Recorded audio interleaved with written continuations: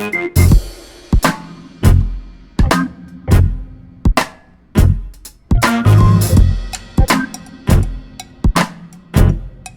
is an improv show?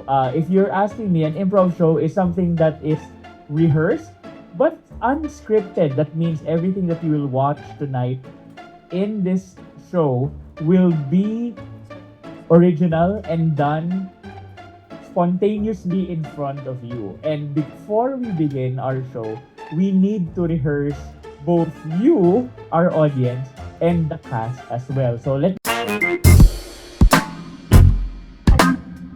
ganito po mangyayari. Just like a Chubibo or just like a Ferris wheel, you will see 5 different stories in 5 different scenes or 6 different scenes. So para pong Chubibo yan na pag makikita nyo lang yung scene na ganyan, and then after 2 minutes mawawala siya, and then you're going to see another set of cast and another set of players. Pero again, as you see, we have numbers and we have audience members. So dahil nga po, this is an improv show and audience participation is important, pati yung audience po, hahatakin namin to perform with us tonight. Palakpakan po natin ang ating yes. Okay. So, I will leave to the cast sino po yung tatawagin nilang tulong. So, let's start first with, we have 5 cars. Let's spin in the first car with 1 player and 1 audience member. Ayan.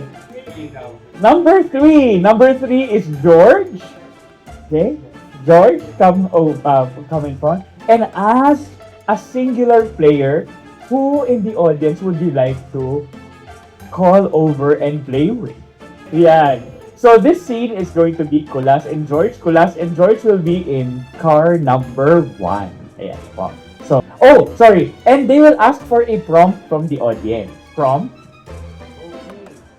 What happened this month to you that you will never forget? 100-kilometer walk. 100-kilometer walk.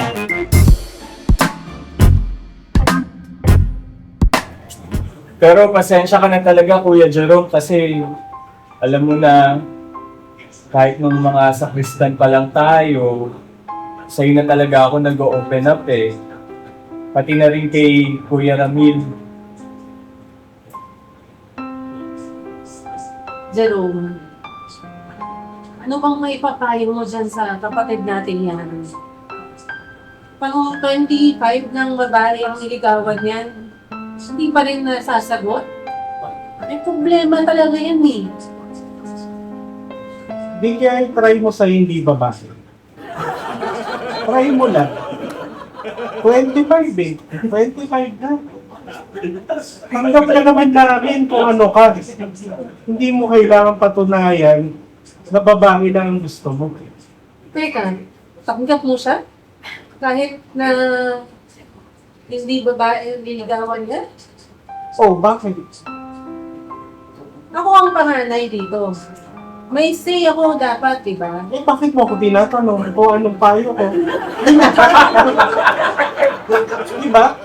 Gusto ko lang naman marinig na inaayunan mo ko. Pero teka, gusto mo ba na manligaw siya ng di naman siya sure kung gusto niya? Jemima, sinasabi ko lang na pwede namang hindi babae yung ligawan niya. Diba? Hindi ko naman sinabi manligaw siya agad.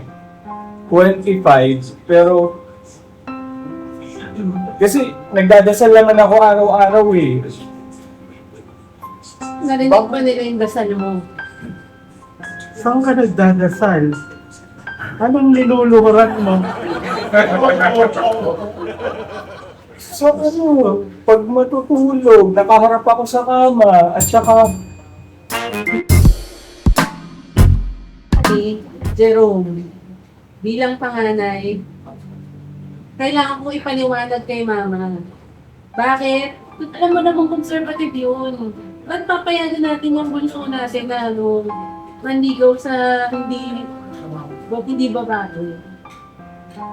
Iba na kasi ngayon eh, Ate Jemima. Yung nangyari sa'yo dati, huwag na nating gawin sa kapatid natin. Nangyari sa akin? Oo. Bakit binabalik mo na naman yan? Nasa past na nga yan. Sinasabi mo kasi conservative eh.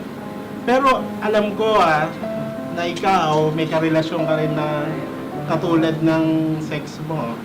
Hala, ba't Grabe. hindi mo sinasabi sa amin yan? Akala ko pa naman gusto kong questionin na yung mga relasyon natin dito. Akala ko all out tayo sa isa't isa. Gusto ko na nga sabihin kanina na parang gusto ko yung isang nakasakay din dito, may tuwang ba pag nagsasalita, yung Tagalog niya, Tagalog. Parang, pero masarap sa tingi eh. Kaibigan ko lang si Cassie. Aba. Kaibigan, nakita ko kaya yung love letter sa ilalim ng kama. Nakalimutan na ba ng bata tayo? Isang kwarto lang tayo lahat. Eh kasi nga, sige, pero paano mo papaliwanag kay mama? Ano sasabihin mo? Ikaw, harap ka. Halimbawa, nandyan si mama ngayon. Ano? Ma? Ma, yung mga kapatid ko, bading. Oh, anong masama dun? Oo nga. Ano sasabihin niya? Parang hindi ko kayo pinalaki sa Catholic school. Malay mo naman, iba yung mag-reaction niya. Pero nga kasi, hindi ba masyadong traditional yun? Tsokolate, sobrang tamis, nakaka-diabetes yun. Tapos kung bulaklak naman, nagtatanim ba tayo? Hindi tayo nakakatulong sa kalikasan. At saka, ikaw, Kuya Jerome, ba't kanina ka pababa ng baba dito sa Chubibo? Ba't ayaw mo kaming samahan? Pero may problema ka ba sa amin?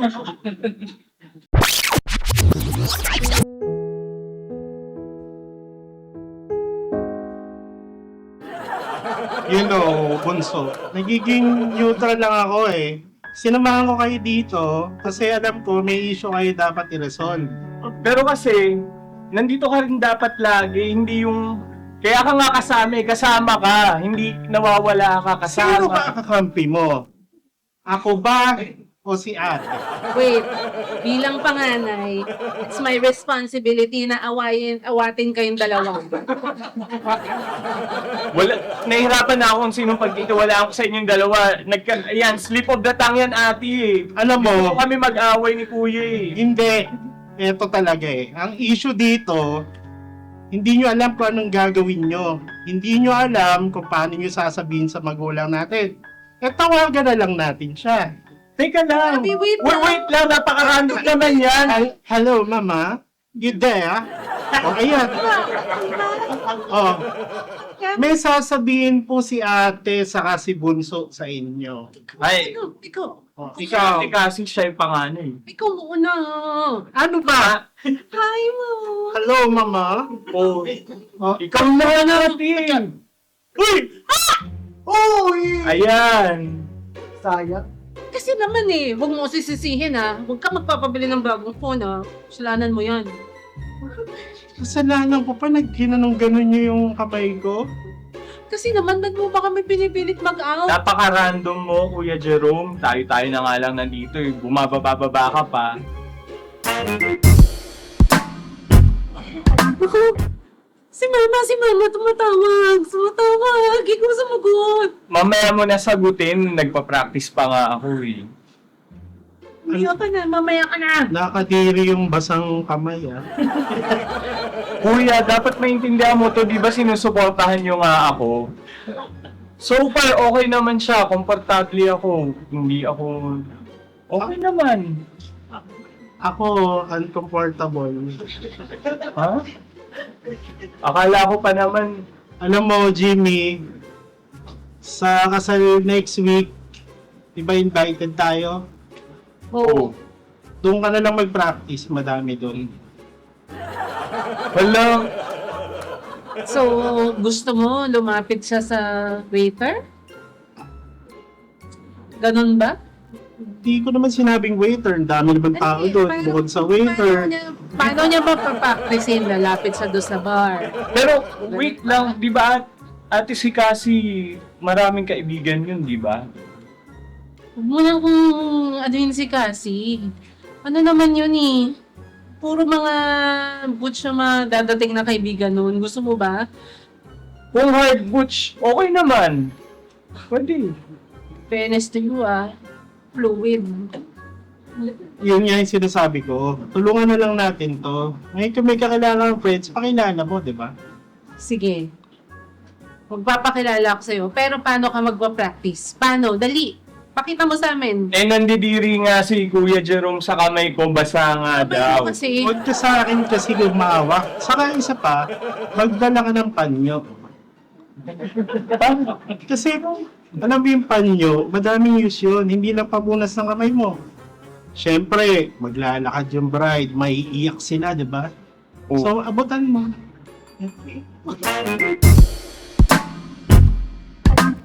Oo nga. Pwede naman mag-ampon. Pero kasi, alam niyo naman, kuya, ate, Uy, yung panyo ko, naulog.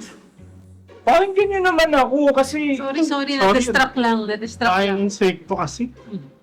ayun na nga sabi ko, pwede mag-ampon. Pero kasi, alam niyo naman na, kahit nung bata pa tayo, gusto kong magkaroon ng anak, pero dapat mag-undergo siya ng biological process. Paano mangyayari yun kung lalaki din? Yung kaibigan ni Cassie. Butch yun. Pwede yun. Pwede kayo. As in, posible na kapagpalit siya? Butch, hindi trans. Babae yun, bro. Yun na nga yung problema. Paano ko babaliin yung aspiration kong yun na gusto ko, kadugo ko, gusto ko sa akin galing. Babae nga yun. Hindi ka kasi nakikinig sa school eh. Hindi ba kayo binigyan ng lecture tungkol sa Babae. LGBTQIA? Kala ko, Jimmy, matalino. Nakakalito na kasi talaga to. Kanina gusto nyo. Sa lalaki, subukan ko. Lalaki ba yun? Hindi specific. Sabi lang niya, try mo sa Try hindi mo. babae. Oo, try mo lang. Oh. Pero babae yun ah. Nililinaw ko lang. Pwede So, mag-adapt. oo. Umaakto lang na parang lalaki. Ganun. Mag-aral ka ng Soji. Hindi ko ma-picture kung umaakton lalaki siya, paano mangyayari yun?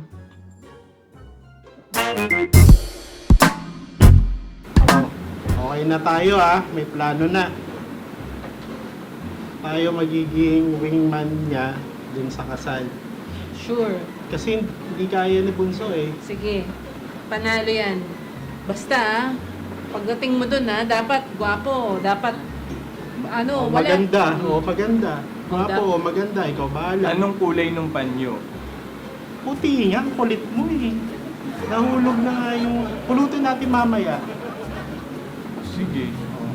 Goods. Ate, meron po. Si Mama text ng text eh. Eh, mamaya na lang. May tatawagan lang ako. Hello, Chip.